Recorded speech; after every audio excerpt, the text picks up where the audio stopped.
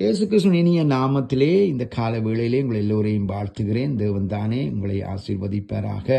ராஜாதி ராஜனும் கத்தராகிய கத்தரும் அல்பா உபேகாவும் ஆதியும் அந்தோமான தேவன் இருக்கிறவராய் இருக்கிற என்று சொன்ன தேவன்.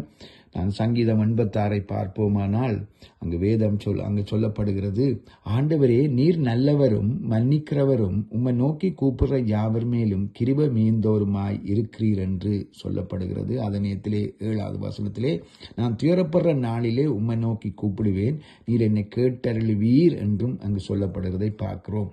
சங்கீதக்காரன் சொல்லுகிறான், ஆண்டவர் நீர் நல்லவரும் மன்னிக்கிறவரும் உம்மை நோக்கி கூப்பிடுற யாவருக்கும் கிருபை மீந்தோருமாய் இருக்கிறீர் என்றும், அதே நேரத்திலே நான் துயரப்படுற நாளிலே உம்மை நோக்கி கூப்பிடுவேன், நீர் என்னை கேட்டழுவீர் என்று சொல்லுவதை நாங்கள் பார்க்கிறோம். பிரியமான சகோதர சகோதரிகளே, கர்த்தர் நல்லவர் என்பதை அவன் ருசி பார்த்தபடியினால் நல்லவர் என்று சொல்லுகின்றார்.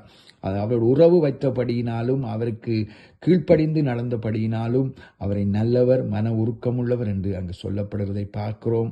அதே வேளையிலே துயரப்படுற நாளை கூப்பிடுவேன், அப்பொழுது என்னை விடுவிப்பார் என்று சொல்லுகின்ற விசுவாச அறிக்கையை நாங்கள் பார்க்கின்றோம். ஏனென்றால் அவன் அநேக தரம் துன்பப்பட்ட வேளையிலே தூக்கி எடுத்து விடுதலை ஆக்கி இருக்கிறார் கர்த்தர். பிரியமான சகோதர சகோதரிகளே, நீங்கள் இன்றைக்கு என்ன துயரப்படுற நிலையிலே இருக்கலாம் எனக்கு தெரியாது. ஒருவேளை கைவிடப்பட்ட நிலையிலே வருத்தத்தோடு இருக்கலாம், அல்லது எந்த இடத்துல இருந்து கொண்டு என்ன செய்வது என்று தெரியாமல் இருக்கலாம். ஒரு நடுக்கடலிலே விடப்பட்ட ஒரு நிலையில இருக்கிறது போல தென்படலாம். என்ன நிலைமையில இருந்தாலும் கர்த்தரை நோக்கி கூப்பிடுங்க.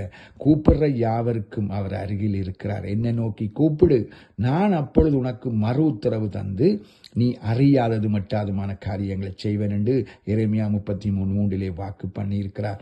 உண்மையாய் அவரை நம்பி வேதத்தை வாசித்து அவரை சொந்த இரட்சகராய் ஏற்றுக்கொண்டு அவரையே நம்பி கூப்பிடுற யாவருக்கும் நிச்சயமாக விடுதலை உண்டு என்பதை நீங்கள் விசுவாசித்து கூப்பிடுங்க.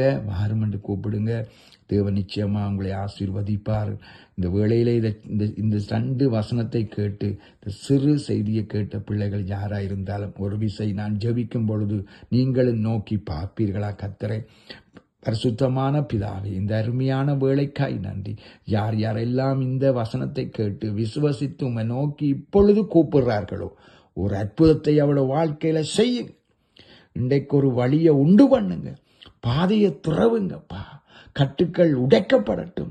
ரட்சிப்பும் சமாதானம் விடுதலையும் இந்த குடும்பங்களுக்கு கிடைக்க பண்ணும்படியாய் கெஞ்சுகிறோம். இயேசுவின் நாமத்தில் ஜெபிக்கிறோம் நல்ல தகப்பனே. ஆமேன், ஆமேன், ஆமேன்.